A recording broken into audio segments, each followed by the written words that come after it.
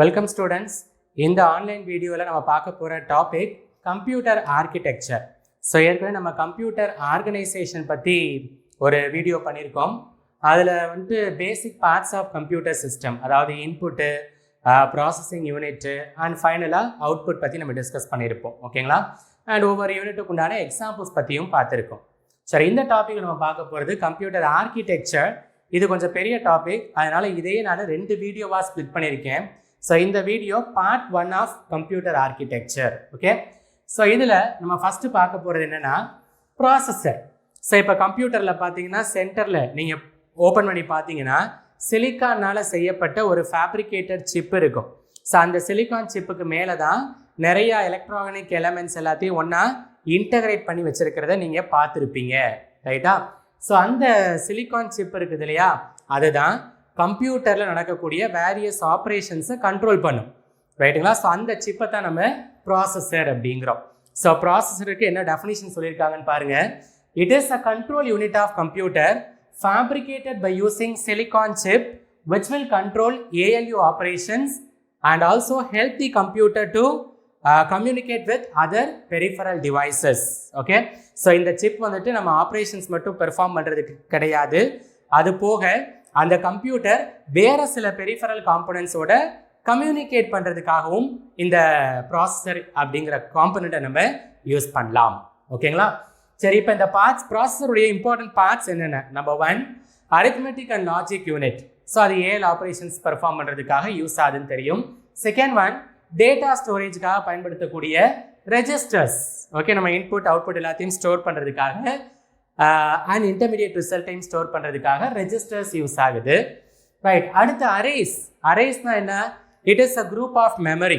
ஓகேங்களா? நமக்கு இப்போ டேட்டாவுடைய சைஸ் எவ்வளோ அப்படிங்கிறது தெரிஞ்சால் அந்த ப்ரோக்ராம் எக்ஸிக்யூட் பண்ணுறதுக்கு முன்னாடியே அந்த டேட்டாவுக்கு உண்டான ஸ்பேஸை நம்ம அலோகேட் பண்ணலாம். ஸோ அப்படி ஸ்பேஸ் அல்லது மெமரி அலோகேட் பண்ணி வச்சிருக்கக்கூடிய ரெஜிஸ்டர்ஸை தான் நம்ம அரேஸ் அப்படிங்கிறோம். ஓகே, ஸோ ரெஜிஸ்டர்ஸ் அப்படின்னா குரூப் ஆஃப் மெமரி தான். அதே இது group of memory with fixed size, okay, அப்படின்னாக்கா அதுக்கு பேர் அரேஸ் அப்படிம்பாங்க. Then last part control unit, program எக்ஸிக்யூஷனை கண்ட்ரோல் பண்ணக்கூடிய ஒரு பார்ட் இது. ஓகேங்களா? சரி, அடுத்த டிஃப்ரெண்ட் டேர்ம்ஸ் போகிறதுக்கு முன்னாடி ஒரு விஷயம் ஞாபகம் வச்சுக்கோங்க. Order in which computer will perform its task. ஒரு கம்ப்யூட்டர் ப்ராசஸரில் எந்த ஆர்டரில் டேட்டா எக்ஸிக்யூட் ஆகும், எப்படி அது ஆப்ரேட் ஆகும்னாக்க, first the data is fetched. அதுக்கப்புறம் அந்த ஃபெச் பண்ண டேட்டாவை கம்ப்யூட்டர் லாங்குவேஜுக்கு மாற்றுவோம். அதுக்கப்புறம் அந்த டேட்டாவை எக்ஸிக்யூட் பண்ணுவோம், ரைட்டுங்களா? ஸோ அப்போ இந்த சைக்கிள் எப்படி ஆப்ரேட் ஆகுதுன்னா fetch, decode and execute. Accepting the input data, converting the data into suitable computer format and finally executing the decoded data. முடிஞ்சுங்களா? So fetched, decode and execute, இந்த ஆர்டரில் தான் ஒரு ப்ராசஸர் தன்னுடைய வேலையை செய்யும். இது இம்பார்ட்டண்ட்டான ஒரு பாயிண்ட், ஞாபகம் வச்சுக்கோங்க, ரைட்? அடுத்து டிஃபரெண்ட் டேர்ம்ஸ் இன் ப்ராசஸர் பார்க்க போகிறோம். அதில் ஃபர்ஸ்ட் டேர்ம் இன்ஸ்ட்ரக்ஷன் செட். அப்படின்னா என்ன? அதாவது a set of instruction, okay, which a processor can understand.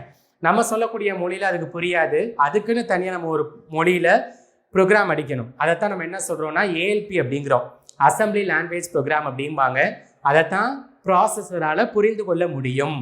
ஓகேங்களா? ஸோ அந்த அசம்பிளி லாங்குவேஜ் ப்ரோக்ராமுக்கு இன்னொரு பேர் தான் instruction set. A set of instruction that a processor can understand is called instruction set. Second one, bandwidth. Bandwidth na enna? அதாவது number of bits that can be processed by using single instruction. ஒரு இன்ஸ்ட்ரக்ஷன்ல எவ்வளோ bit வரைக்கும் process பண்ண முடியுமோ அந்த processing கெப்பாசிட்டியை தான் நம்ம bandwidth அப்படிங்கிறோம், ரைட்? அடுத்து கிளாக் ஸ்பீட் அல்லது கிளாக் ரேட்டு. அப்படின்னா என்ன?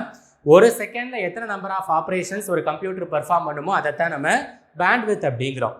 ஸோ பொதுவாக நீங்கள் எலக்ட்ரானிக் சர்க்யூட்ஸ் டிசைன் பண்ணுறப்ப என்ன சொல்வீங்க? பேண்ட்வித்னா it is a range of frequency அப்படிம்பீங்க இல்லையா? ஆனால் இங்கே கம்ப்யூட்டர் ப்ராசஸரை பொறுத்தவரை பேண்ட்வித்னா number of operations that can be performed in 1 second. அந்த clock speed, number of operations in 1 second, அதுக்கு இன்னொரு பேர் தான் கிளாக் ரேட் அப்படிங்கிறாங்க, ரைட்? இந்த கிளாக் ரேட்டை இண்டிகேட் பண்ணுறதுக்கு நம்ம யூஸ் பண்ணக்கூடிய unit megahertz or gigahertz. Okay, ரெண்டுமே கரெக்ட் யூனிட் தான், ரைட்? அடுத்ததுமா வேர்ட் லென்த்னா என்ன? Processing capacity of a processor, அதுக்கு பேர் தான் நம்ம வேர்ட் லென்த்துங்கிறோம். சில ப்ராசஸர் பார்த்தீங்கன்னா 8-bit டேட்டாவை ப்ராசஸ் பண்ணும், சிலது 16-bit டேட்டா, சிலது 32, சிலது 64 இப்படி போயிட்டே இருக்கும்ல. ஸோ எவ்வளவு டேட்டா அல்லது பிட்ஸை வந்துட்டு ஒரு டயத்தில் எக்ஸிக்யூட் பண்ண முடியுமோ அந்த ப்ராசஸிங் கெப்பாசிட்டியை தான் நம்ம இங்கே வேர்ட் லென்த் அப்படிங்கிறோம். ஓகே, ஃபார் எக்ஸாம்பிள் இப்போ ப்ராசஸர்லேயே பார்த்தீங்கன்னா 8085 ஒன்று இருக்குது, அது 8-bit டேட்டாவை ப்ராசஸ் பண்ணும். 8086 ஒன்று இருக்குது, அது 16-bit டேட்டாவை ப்ராசஸ் பண்ணும். இதுக்கு பேர் தான் வேர்ட் லென்த். ரைட், அடுத்து டேட்டா டைப் அப்படின்னா என்ன? So input format in which data is fed to the processor. So அந்த இன்புட் நம்ம கொடுக்கக்கூடிய விதம் இருக்கு இல்லையா, அந்த ஃபார்மேட்டை தான் நம்ம டேட்டா டைப் அப்படிங்கிறோம். அண்ட் பெரும்பாலும் நம்ம யூஸ் பண்ணக்கூடிய டேட்டா டைப் பைனரி யூஸ் பண்ணலாம், அல்லது பைனரி கோடட் டெசிமல் யூஸ் பண்ணலாம், அல்லது ஆஸ்கி இல்லையா. ஆஸ்கியுடைய எக்ஸ்பான்ஷன் என்ன? American standard code for information interchange. இதான் ஆஸ்கியுடைய எக்ஸ்பான்ஷன். ஸோ அதுவும் பயன்படுத்தலாம். ஸோ இதெல்லாம் டேட்டா டைப்புக்கு உண்டான சில எக்ஸாம்பிள் ஃபார்மேட்ஸ் நான் கொடுத்துருக்கேன். ரைட்மா, அடுத்து ப்ராசஸருடைய டைப்ஸ் என்னென்ன அப்படின்னு பார்க்க போகிறோம். Number 1 risk, RISC. ரிஸ்க்னா என்ன?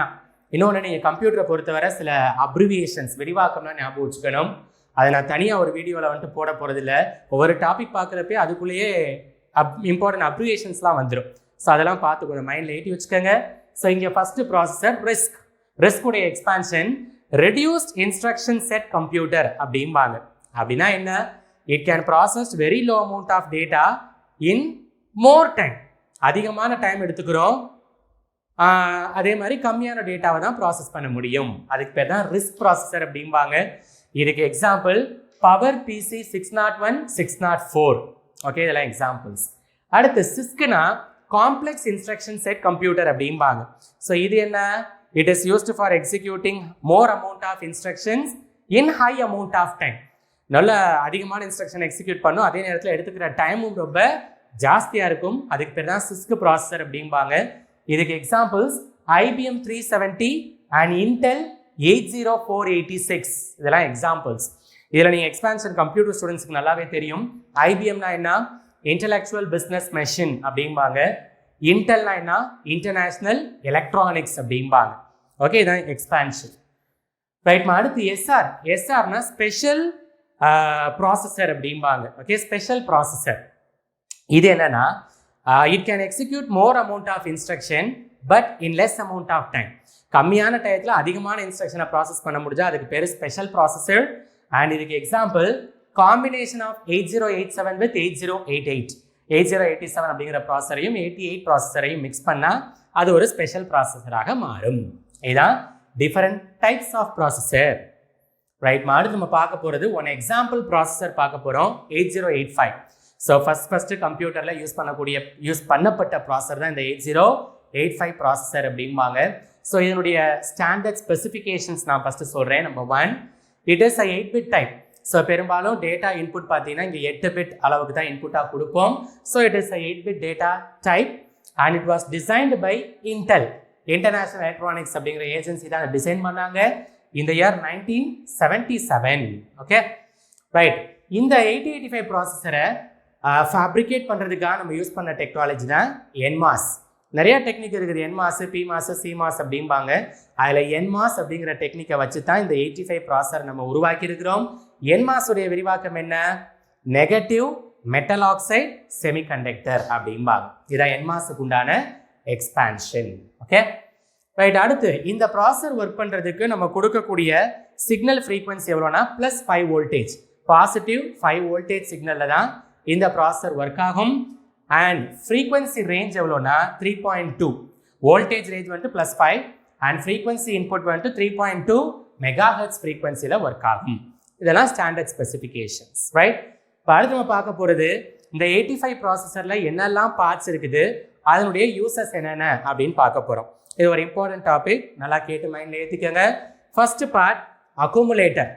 நான் சொன்னேன் நம்ம டேட்டா வந்துட்டு சேர்த்து வைக்கிறதுக்காக பயன்படுத்தக்கூடிய ரெஜிஸ்டர்ஸை தான் நம்ம அக்குமுலேட்டர்ஸ் அப்படிங்கிறோம்.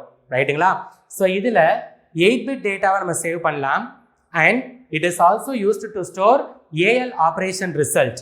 அரித்மெட்டிக் அண்ட் லாஜிக்கல் ஆப்ரேஷனுடைய இன்டர்மீடியட் ரிசல்ட்டாக இருக்கட்டும் அல்லது ஃபைனல் ரிசல்ட்டாக இருக்கட்டும், அதை சேவ் பண்ணுறதுக்காக இந்த அக்குமுலேட்டர்ஸ் அப்படிங்கிற பெரிய மெமரி யூஸ் ஆகுது. ரைட்மா, அரித்மெட்டிக் அண்ட் லாஜிக்கல் ஆப்ரேஷன்ஸை பெர்ஃபார்ம் பண்ணுறதுக்காக ஒரு யூனிட் யூஸ் ஆகும் இல்லையா, அதுதான் இங்கே ALU. ஸோ இந்த ஏஎல்யூ அப்படிங்கிறது it is also 8-bit processor தான், 8-bit டைப் தான். Arithmetic and logical operation perform பண்ண யூஸ் ஆகும். ரைட், தேர்ட் பார்ட்டுக்கு பேர் ஜிபிஆர் அப்படிம்பாங்க. அது என்ன ஜிபிஆர்? ஜென்ரல் பர்பஸ் ரெஜிஸ்டர் அப்படின்னு பேர்.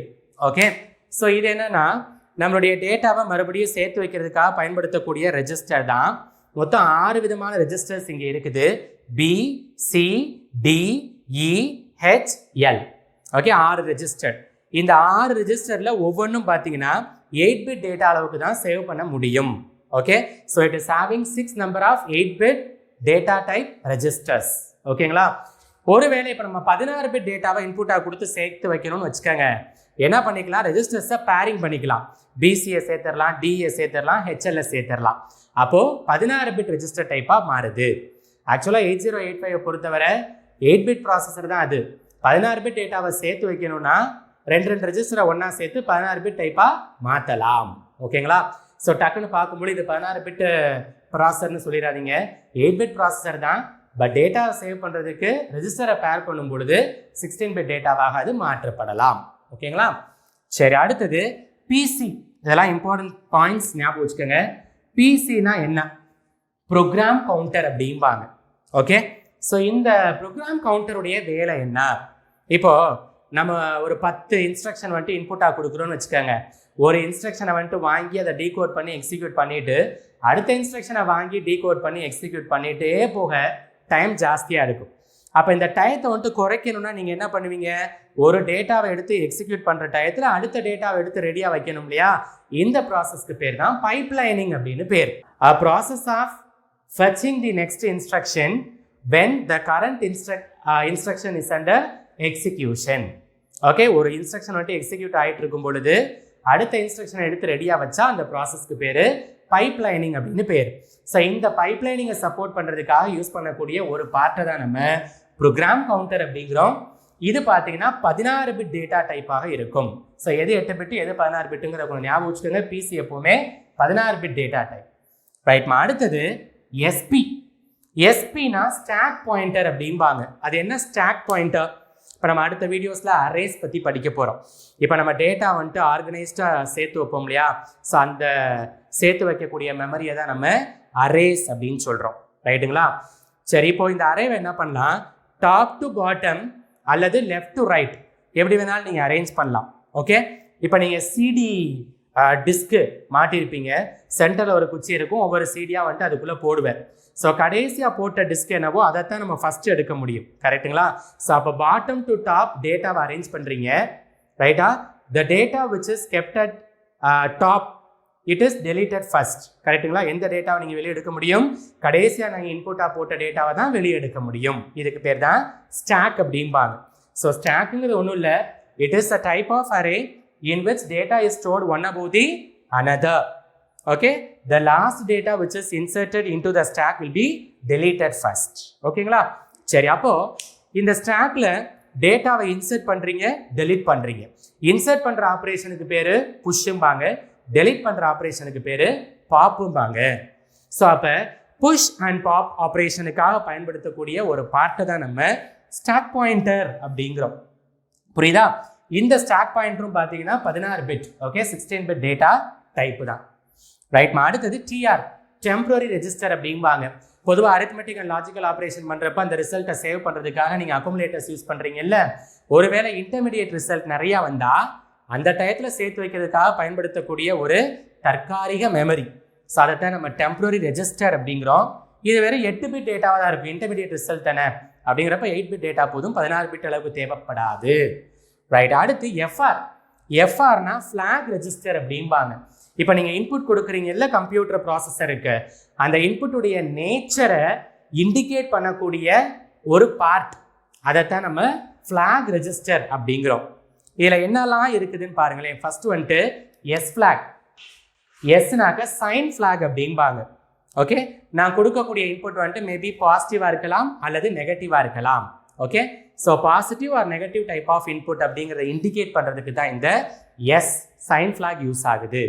இதில் S0ன்னு வச்சிங்கன்னா பாசிட்டிவ் நம்பர்னு அர்த்தம், S1 இருந்ததுன்னா நெகட்டிவ் இன்புட்னு அர்த்தம். ப்ளஸ்ஸாக இருக்கலாம் அல்லது மைனஸாக இருக்கலாம். ரைட். அடுத்து இசட் ஃபிளாக். இசட்னா என்னன்னா ஜீரோ ஃபிளாகும்பாங்க. இப்போ நீங்கள் 2 பைனரி டேட்டாவை மைனஸ் பண்ணும் பொழுதோ அல்லது டிவிஷன் பண்ணும் பொழுதோ ரிமைண்டர் 0 வரலாம்.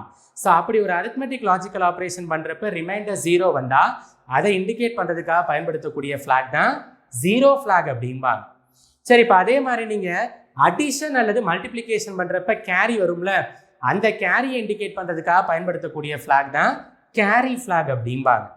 சரி, ஒருவேளை காம்ப்ளெக்ஸ் அடிஷன் அல்லது காம்ப்ளெக்ஸ் மல்டிப்ளிகேஷன் பண்ணீங்கன்னா ஒன்றுக்கு மேற்பட்ட கேரி வரும்ல, ஸோ அந்த டயத்தில் யூஸ் பண்ணக்கூடிய ஃபிளாகை தான் நம்ம ஆக்சிலரி கேரிங்கிறோம். ஸோ எஸ்னா சைன் ஃபிளாக், இசட்னா ஜீரோ ஃபிளாக், சினா கேரி ஃபிளாக், ஏசினா ஆக்சிலரி கேரி ஃபிளாக். லாஸ்ட் பிங்கிறது பேரிட்டி அப்படிம்பாங்க. பேரிட்டினா என்ன? இப்போ நான் வந்துட்டு இன்புட்ஸ் கொடுக்குறேன். ஃபார் எக்ஸாம்பிள் 111 000 கொடுத்துருக்கேன். இதில் நம்பர் ஆஃப் ஒன்ஸை மட்டும் நீங்கள் எண்ணி பாருங்க. எத்தனை ஒன் இருக்குது? 3, 3 ஒன் இருக்குது. ஸோ அப்போ அது ஆட் நம்பர் தானே. ஸோ நம்பர் ஆஃப் ஒன்ஸ் வந்துட்டு ஆட் நம்பராக இருந்தால் அதுக்கு பேர் ஆட் பேரிட்டி இன்புட் அப்படிம்பாங்க. சரி, ஒருவேளை எப்படி எடுத்துக்கோங்க, 11 000. ஸோ இதில் நம்பர் ஆஃப் ஒன்ஸை மட்டும் எண்ணி பார்த்தீங்கன்னா 2 இருக்குதா? 2ங்கிறது ஈவன் நம்பர் தானே. அப்போ இதுக்கு பேர் ஈவன் பேரிட்டி இன்புட் அப்படிம்பாங்க. ஸோ நீங்கள் இன்புட் பிட்ஸ் வந்துட்டு கொடுக்குறீங்க, அதில் எத்தனை நம்பர் ஆஃப் ஒன்ஸ் இருக்குங்கிறத கவுண்ட் பண்ணுறீங்க. அது ஆட் நம்பர்ஸாக இருந்தால் அதுக்கு பேர் odd parity, even number of ones இருந்தால் அதுக்கு பேர் ஈவன் பேரிட்டி. ஸோ இப்படி நம்ம இன்புட்ஸாக கொடுக்குறோம் இல்லையா, அந்த இன்புட்டுடைய நேச்சரை டிட்டர்மைன் பண்ணுறதுக்காக பயன்படுத்தக்கூடிய பேராமீட்டர்ஸ், அதைத்தான் நம்ம என்ன சொல்கிறோம், ஃப்ளாக் ரெஜிஸ்டர்ஸ் அப்படிங்கிறோம். சரி, அடுத்தது டிசியூ. டிசியுடைய விரிவாக்கம் டைமிங் அண்ட் கண்ட்ரோல் யூனிட் அப்படிம்பாங்க. ஸோ இதில் என்னென்ன இருக்குன்னு நம்ம பார்ப்போம். First one ready, read, right. அதாவது இப்போ நம்ம ஒரு டேட்டாவை ஒரு மெமரியில் போய் சேர்த்து வைக்கிறோம், அதுக்கு பேர் ரீடு. ஏற்கனவே மெமரியில் இருக்கக்கூடிய டேட்டாவை நம்ம வாசிக்கிறோம், அதுக்கு பேர் ரைட்டு. ஸோ இந்த ரீடு ரைட் ஆப்ரேஷனுக்காக யூஸ் பண்ணக்கூடிய சிக்னல் இருக்கு இல்லையா, அதைத்தான் நம்ம கண்ட்ரோல் சிக்னல்ஸ் அப்படிங்கிறோம். புரியுதா? சரி, அடுத்தது S0 S1, அதாவது ஸ்டேட்டஸ் சிக்னல் அப்படிம்பாங்க. நம்ம கம்ப்யூட்டர் ப்ராசஸர் ஒரு ப்ராசஸை செய்கிறதுக்கு ரெடியாக இருக்குதா இல்லையா, okay, whether our computer is ready to perform a task or not, அதை சொல்கிறதுக்கு தான் இந்த ஸ்டேட்டஸ் சிக்னல் யூஸ் ஆகுது. இதில் 2 இருக்குது, ஒன்று S0, இன்னொன்று S1. S0னா என்ன? ப்ராசஸர் இஸ் நாட் ரெடின்னு அர்த்தம். S1னா processor is ready to perform a task அப்படின்னு அர்த்தம். ஸோ ஒரு ப்ராசஸர் ரெடியாக இருக்குதா இல்லையாங்கிறத டினோட் பண்ணுறதுக்கு பேர் தான் நம்மளுடைய ஸ்டேட்டஸ் சிக்னல். ரைட். அடுத்தது HLD, HLT. HLDனா என்ன? ஹோல்டு. HLTனா என்ன? ஹால்ட். இப்போ நீங்கள் ஒரு ப்ரோக்ராம் வந்துட்டு எக்ஸிக்யூட் பண்ணுறீங்க. ஸோ அந்த டயத்தில் ஒரு ப்ரோக்ராம்லேருந்து இன்னொரு ப்ரோக்ராமுக்கு உங்களுடைய கண்ட்ரோலை ஷிஃப்ட் பண்ணணும்னு வச்சுக்கோங்க. ஏற்கனவே ரன் பண்ணிகிட்டு இருக்கிற ப்ரோக்ராமை டெம்பரரியாக ஸ்டாப் பண்ணுவோம்ல. ஸோ அப்போ ப்ரோக்ராமை டெம்பரரியாக ஸ்டாப் பண்ணுறதுக்காக யூஸ் பண்ணக்கூடிய கமாண்டு தான் ஹோல்டு. ஒருவேளை ஒரு ப்ரோக்ராம் கம்ப்ளீட்டாக ரன் ஆயிடுச்சு, அப்போ அந்த ப்ரோக்ராம் மட்டும் அடுத்த ப்ரோக்ராம் ஷிஃப்ட் ஆகுமா? ஸோ ஒரு ப்ரோக்ராம் எக்ஸிக்யூஷனை பெர்மனண்ட்டாக ஸ்டாப் பண்ணும் அப்படின்னாக்கா நம்ம யூஸ் பண்ணுற கமாண்டு தான் ஹால்ட்டு. ஸோ சிம்பிளாக சொல்கிறேன், பெர்மனன்ட் ஸ்டாப்பிங் ஆஃப் டேட்டா அதுக்கு பேர் halt, temporary stopping of data அதுக்கு பேர் ஹோல்டு. ஸோ இந்த 2 சிக்னலுக்கு தான் நம்ம DMA சிக்னல் அப்படிம்போம். இங்கே அழிஞ்சிருக்கு, நான் திரும்பி எழுதுறேன், DMA சிக்னல் அப்படிம்பாங்க. தென் லாஸ்ட் மாதிரி ரீசெட். நம்மளுடைய இன்புட் யூனிட்டை பழைய வேல்யூஸுக்கு ரீசெட் பண்ணுறதுக்காக யூஸ் பண்ணுறது தான் ரீசெட் சிக்னல். ஸோ இதில் இன்புட்டை ரீசெட் பண்ணால் அதுக்கு பேர் ரீசெட் இன் சிக்னல், அவுட்புட் டிவைஸை பழைய வேல்யூக்கு ரீசெட் பண்ணால் அதுக்கு பேர் reset out signal. Okay, so இதுதான் டைமிங் அண்ட் கண்ட்ரோல்ஸ் யூனிட் அப்படிம்பாங்க. ஸோ கண்ட்ரோல் சிக்னல் இருக்குது, ரெடி ஆர் நாட் அப்படிங்கிறத காட்டுறதுக்கு ஸ்டேட்டஸ் சிக்னல் இருக்குது, அண்ட் ப்ரோக்ராம் டெர்மினேஷன் பண்ணுறதுக்கு DMA சிக்னல் இருக்குது, பழைய வேல்யூக்கு டிவைசஸ் எல்லாத்தையும் ரீசெட் பண்ணக்கூடிய ரீசெட் சிக்னல் இருக்குது. சரி, லாஸ்ட் பார்ட் ஐசியூம்பாங்க. ஐசியூனா என்ன? இன்டென்சிவ் கேர் யூனிட் கிடையாது. இங்கே ஐசியூ அப்படிங்கிறது இன்டரப்ட் கண்ட்ரோல் யூனிட் அப்படிம்பாங்க. அதாவது இன்டரப்ட்னா என்ன? பொதுவாக கம்ப்யூட்டரில் ஒரு ப்ரோக்ராம் எக்ஸிக்யூட் ஆகிட்டு இருக்கும் பொழுது அந்த ப்ரோக்ராம்லேருந்து இன்னொரு ப்ரோக்ராமுக்கு நீங்கள் ஷிஃப்ட் பண்ணுவீங்க இல்லையா? ஸோ இந்த ஷிஃப்டிங் ப்ராசஸ் தான் நம்ம இன்டரப்ட் அப்படிங்கிறோம். ஓகே, ஸோ இந்த இன்டரப்ட் ஃப்ளோவுக்காக பயன்படுத்தக்கூடிய சிக்னல்ஸை தான் நம்ம ICU signals, interrupt control unit signals அப்படின்னு சொல்கிறோம். ஸோ இந்த இன்டரப்ட் கண்ட்ரோல் சிக்னல்ஸ் வந்துட்டு என்னென்ன இருக்குது அப்படின்னு நான் எக்ஸாம்பிள்ஸ் அங்கே போட்டிருக்கேன்.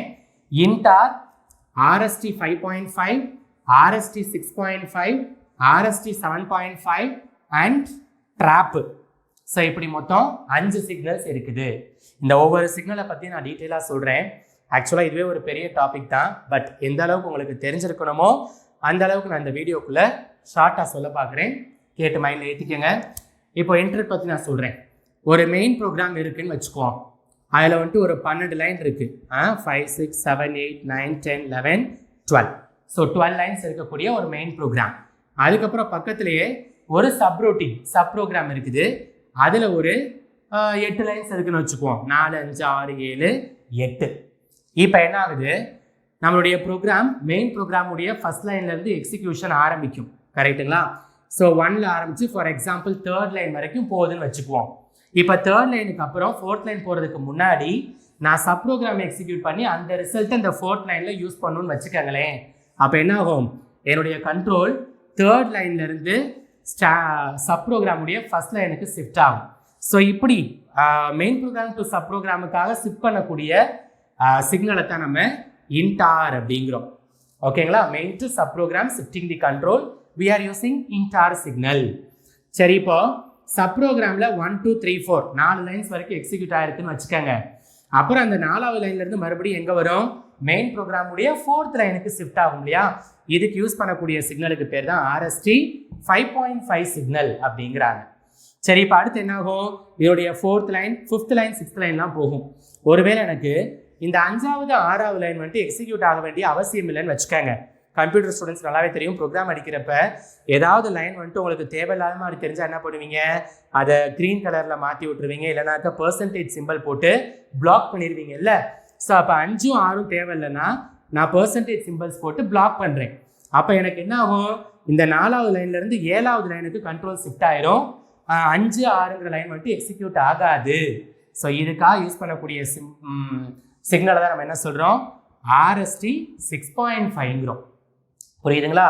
ஸோ ஒரே ப்ரோக்ராமுக்குள்ள ஒரு லைன்லேருந்து இன்னொரு லைன் ஜம்ப் ஆகிறதுக்காக யூஸ் பண்ணக்கூடிய இன்டரப்ட் கமாண்டுக்கு பேர் தான் RST 6.5. சரி, இப்போ மறுபடியும் பார்த்தீங்கன்னா 7க்கு அப்புறம் 8, 9 ஒரு 10th லைன் வரைக்கும் எக்ஸிக்யூட் ஆகுதுன்னு வச்சுக்குவோம். இப்போ 10th லைனுக்கு அப்புறம் மறுபடியும் எங்கே போகும், கண்ட்ரோலு சப் ப்ரோக்ராமுடைய 5th லைனுக்கு போகும். ஓகே, திடீர்னு 10th அப்புறம் எனக்கு இந்த சப் ப்ரோக்ராமுடைய உதவி தேவைப்பட்டா 4 வரைக்கும் ஏற்கனவே எக்ஸிக்யூட் ஆகிடுச்சு. அப்போ 5வது லைனுக்கு ஷிஃப்ட் ஆகுமா? இந்த ஷிஃப்டிங் ப்ராசஸ்க்காக யூஸ் பண்ணக்கூடிய சிக்னலை தான் நம்ம RST 7.5ங்கிறோம். ஸோ ஏற்கனவே ஃபர்ஸ்ட் டைம் ஷிஃப்டிங் யூஸ் ஆகுறது இன்டார், second time main program to sub program ஷிஃப்டிங்காக யூஸ் ஆகுறது RST 7.5. ஓகே, இப்போ அதுக்கப்புறம் என்ன ஆகும், இந்த சப் ப்ரோக்ராமுடைய 5th லைனுக்கு அப்புறம் 6, 7, 8 எக்ஸிக்யூட் ஆகும். ஃபைனலாக இந்த 8 முடிஞ்சதுக்கப்புறம் மறுபடியும் மெயின் ப்ரோக்ராமுடைய 11th லைனுக்கு கண்ட்ரோல் ஷிஃப்ட் ஆகும். இதுக்காக யூஸ் பண்ணக்கூடிய சிக்னல் தான் நம்ம ட்ராப் சிக்னல் அப்படிங்கிறோம். புரியுதுங்களா? ஸோ இதான் இன்டரப்ட்ல இருக்கக்கூடிய 5 முக்கியமான சிக்னல். எல்லாமே நம்மளுடைய கண்ட்ரோலில் ஒரு ப்ரோக்ராமுடைய லைன்லேருந்து இன்னொரு ப்ரோக்ராமுடைய லைனுக்கு ஜம்ப் பண்ணுறதுக்கு தான் யூஸ் ஆகுது. Main to sub program, again sub program to main program, main ப்ரோக்ராமுக்குள்ளேயே ஒரு லைன்லேருந்து இன்னொரு லைனுக்கு ஜம்பிங். ஸோ இது எல்லாமே இன்டரப்ட் சிக்னல்ஸ் அப்படிம்பாங்க. புரிஞ்சதா? தென் லாஸ்ட் ஒரு சின்ன பார்ட் இருக்குது இதில், என்னன்னா பஸ்ஸு. ஓகே, அந்த எலக்ட்ரானிக் பாத் வேயை தான் நம்ம பஸ் அப்படிங்கிறோம். ஸோ இதில் டேட்டாவை டிரான்ஸ்மிட் பண்ணுறதுக்காக யூஸ் பண்ணுறத டேட்டா பஸ் அப்படிங்கிறாங்க. எந்த மெமரியிலேருந்து டேட்டாவை நம்ம எடுத்திருக்கோம் அப்படிங்கிறத காட்டுறத அட்ரஸ் பஸ்ஸுங்கிறாங்க. புரியுதா? ஸோ லாஸ்ட் அந்த டிரான்ஸ்மிஷன் கம்யூனிகேஷன் பர்பஸ்க்காக யூஸ் பண்ணக்கூடிய bus. It is of 2 type, address and data bus. ஆக்சுவலாக அந்த பஸ்ஸுங்கிறதே பெரிய கான்செப்ட் தான். இதை பற்றி நான் உங்களுக்கு அடுத்த வீடியோவில் சொல்கிறேன். இப்போதைக்கு அந்த 8085ல் 2 buses, address and data bus இருக்குது அப்படிங்கிறத ஞாபகம் வச்சுக்கோங்க. ஓகே, சரி, இந்த வீடியோவில் லாஸ்ட்டாக இருக்கக்கூடிய பார்ட் என்ன அப்படின்னாக்க, அதாவது கம்ப்யூட்டர் ஆர்கிடெக்சர் பார்ட் 1ல் லாஸ்ட் பார்ட் அட்ரஸிங் மோட்ஸ் அப்படின்னா என்ன. இதை நீங்கள் காலேஜில் பார்த்தீங்கன்னா 8 மார்க் 16 மார்க்குக்கு படித்து எழுதிருப்பீங்க. இதையும் நான் ஷார்ட்டாக சொல்கிறேன். இப்போது நம்மளுடைய டேட்டாவை ப்ராசருடைய ஒரு மெமரியிலேருந்து இன்னொரு மெமரிக்கு கொண்டு போகணும்னு வச்சுக்கோங்க. அதுக்காக நீங்கள் யூஸ் பண்ணக்கூடிய கமாண்ட்ஸ் இருக்கு இல்லையா, அதைத்தான் நம்ம அட்ரஸிங் மோட்ஸ் அப்படிம்போம்.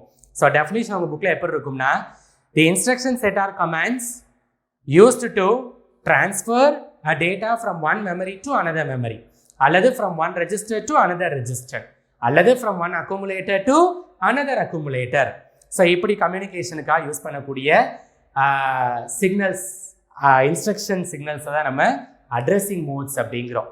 இப்போ என்னென்ன டைப்ஸ் இருக்குன்னு நான் எக்ஸாம்பிளோட சொல்கிறேன். நம்பர் 1 ரெஜிஸ்டர் அட்ரஸிங் மோடுங்கிறாங்க. ஓகே, இதுக்கு எக்ஸாம்பிள் பார்த்தா உங்களுக்கு புரியும். மூவ் B, C நான் கொடுத்துருக்கேன். இப்போ இது என்ன பண்ணும்? சிங்கிற ரெஜிஸ்டர் இருக்கக்கூடிய டேட்டாவை பிங்கிற ரெஜிஸ்டருக்கு மூவ் பண்ணும். கரெக்டுங்களா? ஓகே, சரி. இப்போ இதுதான் இன்ஸ்ட்ரக்ஷன் செட்.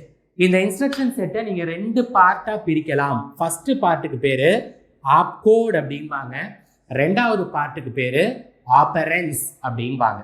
ஓகே, இந்த ஆப்கோட் வந்துட்டு எதை இண்டிகேட் பண்ணுது? Type of processing. ஓகே, நம்ம டேட்டாவை மூவ் பண்ணுமா, இல்லை 2 டேட்டாவை ஆட் பண்ணுமா, இல்லை 2 டேட்டாவை சப்ட்ராக்ட் பண்ணுமா? ஸோ இந்த ஆப்ரேஷன்ஸை இண்டிகேட் பண்ணுறதுக்காக யூஸ் பண்ணக்கூடிய செட், அதை தான் நம்ம ஆப்கோட் அப்படிங்கிறோம். அதே இது வேரியபிள்ஸ் அல்லது வேல்யூஸ், எந்த ரெஜிஸ்டரில் ஷிஃப்டிங் நடக்கணும், எந்த டேட்டா ஆட் ஆகணும் அப்படிங்கிற வேல்யூஸ் அல்லது ரெஜிஸ்டர் லொக்கேஷனை இண்டிகேட் பண்ணக்கூடிய செகண்ட் பார்ட் இருக்கு இல்லையா, அதுக்கு பேர் ஆப்பரன்ஸு. ஓகே, இந்த 2 சேர்த்தா நம்ம என்ன சொல்கிறோம்? இன்ஸ்ட்ரக்ஷன் செட் அப்படிங்கிறோம். ஓகேங்களா? சரி, அப்போ நீங்கள் ஃபர்ஸ்ட் இன்ஸ்ட்ரக்ஷனில் உங்களுக்கு என்ன ஆகுது? ஒரு ரெஜிஸ்டர் மெமரியிலேருந்து இன்னொரு ரெஜிஸ்டர் மெமரிக்கு டேட்டா ஷிஃப்ட் ஆகுது. இதை தான் நம்ம ரெஜிஸ்டர் அட்ரஸிங் மோட் அப்படிங்கிறோம். அடுத்த செகண்ட் டைப் இன்டைரக்ட் அட்ரஸிங் மோட்னா என்ன? இப்போ மூவ் B, C, Dன்னு ஒரு எக்ஸாம்பிள் கொடுத்துருக்கேன். இப்போ என்ன ஆகும்னா Dங்கிற ரெஜிஸ்டரில் இருந்து டேட்டா Cக்கு மூவ் ஆகும், அப்புறம் Cலேருந்து Bக்கு மூவ் ஆகும். ஸோ அப்போ ஒரு மெமரி டு இன்னொரு மெமரி, அந்த memory to final memory. Okay, நீங்கள் டிரான்ஸ்மிட் பண்ணக்கூடிய ஸ்டார்டிங் மெமரிக்கு பேர் சோர்ஸுமிங்க, ஃபைனல் மெமரிக்கு பேர் டெஸ்டினேஷனுமிங்க இல்லையா? ஸோ சோர்ஸ் அண்ட் டெஸ்டினேஷன் மட்டும் கொடுத்துருந்தா அதுக்கு பேர் ரெஜிஸ்டர் அட்ரஸிங் மோட். இடையில நிறைய இன்டர்மீடியேட் ரெஜிஸ்டர்ஸ் இருக்குது, அது வழியாக தான் டேட்டா பாஸ் ஆகுது அப்படின்னு இருந்தால் அதுக்கு பேர் இன்டைரக்ட் அட்ரஸிங் மோட் அப்படிம்பாங்க. ஓகேங்களா? சரி, அடுத்து 3வது இமீடியட் அட்ரஸிங் மோட். இப்போ இந்த எக்ஸாம்பிள் பாருங்க, MVI C, 20H. ஸோ இதில் 20Hங்கிறது டேட்டா. ஸோ இந்த டேட்டாவை நான் எங்கே கொண்டு போகிறேன்? சிங்கிற ரெஜிஸ்டரில் கொண்டு போய் சேவ் பண்ணுறேன். அப்போது நான் என்ன டேட்டாவை வந்துட்டு ட்ரான்ஸ்ஃபர் பண்ணுமோ அந்த டேட்டாவை டைரெக்டாகவே நான் கொடுத்துட்றேன். ஸோ அப்படி டேட்டா டைரக்ட்லி கிவன் அப்படி இருந்தால் அதுக்கு பேர் என்ன? இமீடியட் அட்ரஸிங் மோட் அப்படிம்பாங்க. ஓகே, ஸோ இந்த 3ஐயும் கம்பேர் பண்ணி பார்க்குறப்போ உங்களுக்கு இந்த இமீடியட் அட்ரஸிங் மோடில் டேட்டா எக்ஸிக்யூஷன் ஃபாஸ்டராக இருக்கும். ஏன்னா நம்ம ரெஜிஸ்டரில் போய் இருக்கக்கூடிய டேட்டாவை பார்க்க வேண்டிய அவசியம் கிடையாது, டைரெக்டாக டேட்டா கொடுக்கப்பட்டு உள்ளது. ரைட்மா. Last one implied addressing mode அப்படிம்பாங்க. நான் சொன்னேன் உங்கள் இன்ஸ்ட்ரக்ஷனில் 2 பார்ட் இருக்குது. ஃபர்ஸ்ட் பார்ட்டுக்கு பேர் ஆப்கோடு, 2வது பார்ட்டுக்கு பேர் ஆப்பரண்ட் அப்படின்னு சொன்னேன் இல்லையா? ஆப்கோடு மட்டும் இருக்கும், ஆப்பரண்ட் இருக்காது. ஸோ அந்த மாதிரியான இன்ஸ்ட்ரக்ஷன்ஸை தான் நம்ம இம்ப்ளைட் அட்ரஸிங் மோடுங்கிறோம். Example CMP. சிஎம்பினா என்ன? டக்குன்னு பார்க்கும்பொழுது காம்ப்ளிமெண்ட் நினைக்காதீங்க. காம்ப்ளிமெண்ட்னா என்ன? 1ஆக இருந்தால் 0ஆக மாற்றுறது, 0ஆக இருந்தால் 1ஆக மாற்றுறது, ப்ளஸ்ஸாக இருந்தால் மைனஸாக மாற்றுறது, மைனஸாக இருந்தால் ப்ளஸ்ஸாக மாற்றுறது, இதெல்லாம் காம்ப்ளிமெண்ட். பட் இங்கே சிஎம்பிங்கிறது கம்பேர். ஓகே, ஸோ இப்போ என்னெல்லாம் ரெஜிஸ்டர்ஸ் இருக்குதோ அந்த ரெஜிஸ்டர்ஸில் இருக்கக்கூடிய டேட்டா எல்லாத்தையும் ஃபெச் பண்ணி கம்பேர் பண்ணி பார்த்து எது பெருசு இல்லை எது சிறுசு அப்படிங்கிற ரிசல்ட்டை டிஸ்பிளே பண்ணும். ஓகே, ஸோ அப்போ ஆப்பரண்ட் இல்லாத ஆப்கோட்ஸ் மட்டும் இருக்கக்கூடிய இன்ஸ்ட்ரக்ஷன்ஸுக்கு பேர் தான் நம்ம இம்ப்ளைட் அட்ரஸிங் மோடுங்கிறோம். அதுக்கு ஒரு எக்ஸாம்பிள் தான் சிஎம்பி கம்பேரிங் அப்படின்னு பேர். ஓகே, ஸோ இதான் நம்ம ப்ராசஸரில் யூஸ் பண்ணக்கூடிய different addressing modes. Okay, and அதில் வந்துட்டு 8085 அப்படிங்கிற ப்ராசஸரை எக்ஸாம்பிளாக எடுத்து அதனுடைய ஸ்டாண்டர்ட் ஸ்பெசிஃபிகேஷன்ஸ் அண்ட் இருக்கக்கூடிய பார்ட்ஸ் என்னென்ன, அதனுடைய யூசஸ் என்னென்ன அப்படிங்கிறதெல்லாம் பார்த்தோம். தென் ஜென்ரல் இன்ட்ரடக்ஷன் டு ப்ராசஸர்னா என்ன, அதனுடைய டிஃப்ரெண்ட் டெர்மினாலஜிஸ் என்ன அப்படிங்கிறது எல்லாத்தையும் இந்த வீடியோஸில் கிளியராக சொல்லியிருக்கிறேன். 1க்கு 2 தடவை இந்த வீடியோவை நல்லா பார்த்து மைண்டில் கான்செப்டை ஏற்றிக்கங்க. வேறு ஏதாவது டவுட்ஸ் இருந்தால் கமெண்ட் செக்ஷனில் கேளுங்க. இப்போ இந்த கம்ப்யூட்டர் ஆர்கிடெக்சருடைய செகண்ட் பார்ட் அடுத்த வீடியோவில் வரும், அதையும் பாருங்கள். Thank you students. See you in the next video. Bye.